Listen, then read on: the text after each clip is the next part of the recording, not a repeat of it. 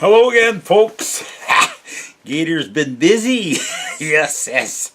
We've gathered here today in the garage with, I went to the farm. I did a kind of a bit of a buying spree on Amazon there. Just got something today. This has nothing to do. We're going to, it's the expedition for gold today. That's what we're talking about. Well, something to do with gold, anyways. Fishing too, by the way. I just want to show you this.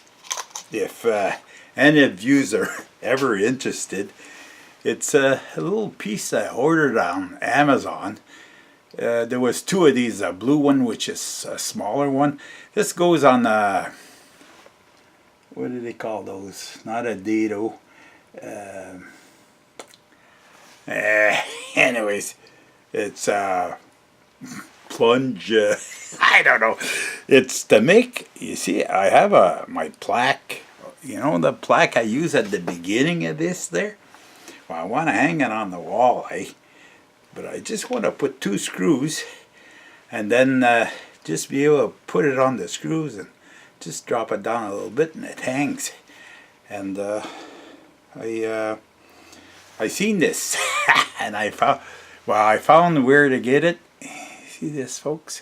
See the cutters on the side here?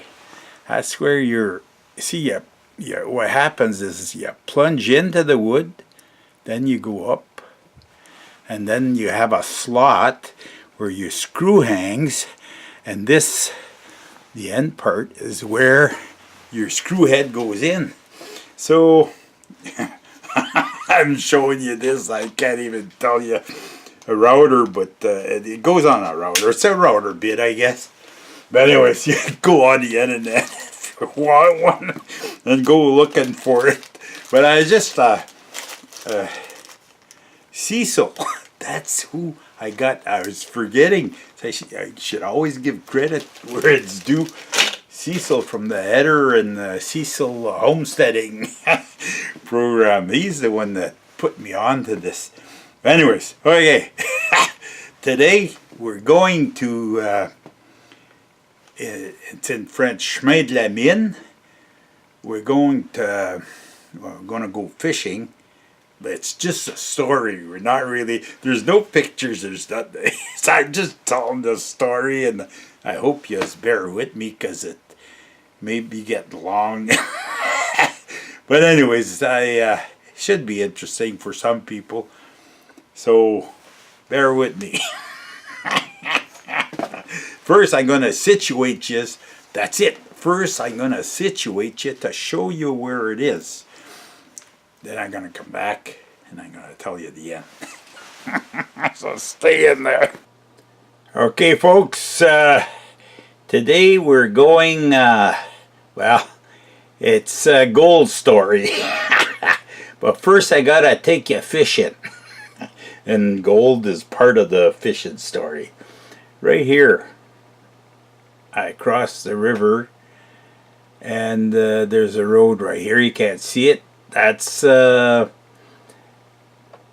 to Masson, and then eventually, eventually Buckingham. Okay, bear with me on the highway. I don't know, maybe some of you know this road, but I just want to show you where it all comes to a head. Okay, now from Buckingham, we get on to Highway 309, okay. My brother used to live on Farnan Road, but he's deceased now. Okay, hang on, I gotta make this bigger. Please bear with me. Right here, Glen Hammond. You see that, folks? Glen Hammond. Here, I know specifically, oops, here we go. There, see, this is Glenhammond. It's like a corner in the highway. And it says here it says chemin de la mine. So we take this road. This is see, mine, the gold mine. See this road? It goes up that way. Bear with me. Here, we're getting the this lake here is Half Moon Lake, Shaughnessy and Whittaker right here. And then there's another one, Maguire. I fished a lot in this one. But, hey, the lake we're interested on, see, we came up this road here, right here. And then we turned, Chemin de la Mine, the mine road, okay? And we go, and here's a few more lakes.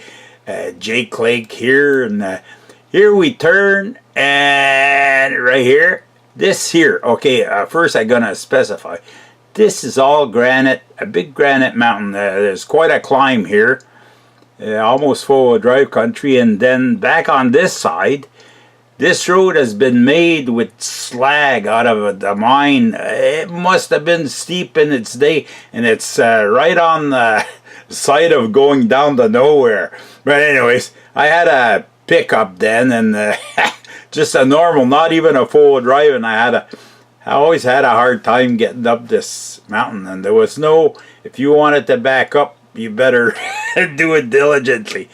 But when you got down right here, on this side right there, there was a mine, okay? And we used to fish right here on the lake when we didn't bring the boat. But all around here, all these roads were all, there was, this mine here was a gold mine. It was white quartzite, and we had explored a lot. We had gone down. This road was even further than that. It came down this way. There's a Lake Smith, I think it is. Hang on. I don't know. It doesn't show. Okay. Smith Lake. See what I told you? There was a Smith Lake. And the lake we were at, see, we were right here. It's like Brûlé, the road. Hang on. I'll try to increase there. Now we see the Chemin de Mine. Anyways, the mine's right here. I'm on right here, okay? And I got, me and my buddy, we got some lines in the lake here. We're catching speckled trout. Okay? Now, go make yourselves a drink there. I'm going to pause this, then I'm going to go to the garage, because I'm at home right now. I'm not. Anyways, I'll keep the story going once I get to the garage. I just wanted to situate you all. Hey, we're back. The whole story revolves around that the road's all made with slag, okay, from the mine, okay? We're fishing in Lake Brûlé, which is burnt lake, for speckled trout. And there is trout, eh? Our limit was, it wasn't big, it was that long, eh? That long, you see? See, as you get further, it's the same like, okay. Yeah. Okay. Yeah. It's about 8-10 inches. You know, speckled trout. It's good eating. I think the limit was 12 in those days. Maybe 10. But anyways, doesn't matter. We always managed to get our limit. But just on the other side of the road, there was the mine, and there was a big flat rock, eh? And the head frame of the mine, they didn't even have a head frame. There was a hole. It was like, there was a big high rock, and there was a hole drilled in the rock, and they had a big chain around that, and it had a hook. And then I guess they'd hooked a big pulley. I don't know what they had. They had a winch because the base was still there. You could see it. And then they'd the head frame was made with granite, and even you could see within. If you go there, you'll be able to see all of what I'm describing, but probably nobody if you're bothering to go. But anyways, inside it was like a big cavern. Eh? It was interesting. Eh? If you go there in the spring, it was all ice, but we never we never ventured on the ice because you fall 100 feet deep and don't swim too much in the spring when there's ice on the water. Eh? So we never ventured on the ice. But you could tell there was big pyramids holding this rock, but it had all been blasted within, and there was these columns that was holding the upper part of the rock, which was a cover for the shaft. And the people had excavated down to about 100 feet. That's what some divers I was going to tell the story when I was showing you on the map. But one year we were fishing there, and some guys came, 3 guys in a Jeep. And they were from Montreal, and they had diving equipment, but with dry suits. And they were there, 2 guys. They were, I think, licensed, because you need a special accreditation to dive in a confined space. And this was to get another, these were police from Montreal police. And this was to accredit one of the other guys, to accredit his license for diving. But, okay, let's get back. Hey, kind of stray sometimes, eh? But we just found that they're the ones, I was saying this, they're the ones that told us that the shaft was 100 feet deep, and that there was old stuff down there in the shaft, and it's not worth bringing back up. But anyways, we're fishing, and there's the big rock on the other side, eh? So I'm just taking rocks and I'm pitching them. Like where we were, the road was all made out of slag, like the white calcite from the mine. So we're there fishing, and I'm taking rocks. I'm throwing them across the street right onto a big granite rock face. And then one of the rocks, I'm doing this, how you say, you're not thinking, eh? You're just motion that's doing it. And then I grab a rock, and then I throw it. But as I'm throwing, I see, it looks like the rock was gold. There was gold. Well, to this day, I still can see it, eh? I threw it, but then it landed, and there was a whole pile of rubble. Maybe it landed on the rock. I went up there, I spent an hour and a half looking for that rock. Because it was, I think, either gold, fool's gold, you call that iron pyrite, or my eyes kind of played tricks on me. But, you know, you ever get the feeling sometimes that you almost had something, but you didn't have it? It's just like you almost won the lottery. But anyways, I don't know that it was gold or not.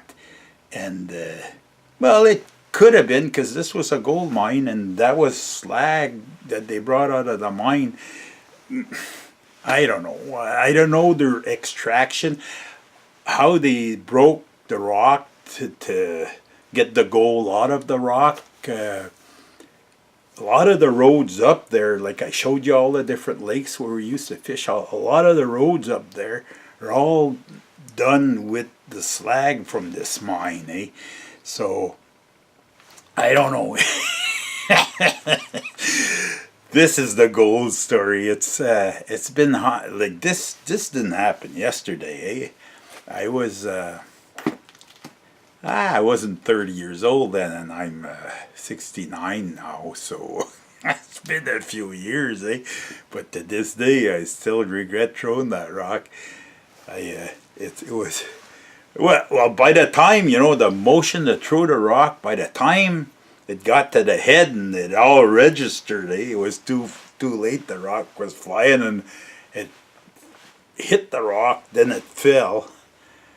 And it fell in a bunch of rubble. And I knew approximately, but I turned some rocks. Like, how long you gonna? I would have had to hire a bulldozer or something like that. Anyways, okay. I said enough, eh? So, had fun talking to you guys, and I hope you had fun listening. Those of you that have been patient enough to do so. Don't forget, especially there's better ones coming. I salute you guys. Yes, if we ever get to the cap, it's about almost. It's not quite Easter yet, there, but yeah, because getting to springtime, but the weather is not bad today. But the wind and maybe it's just me that's getting old. I don't feel like poking around when it's cold. Okay, salute you all. I will see you in the next one.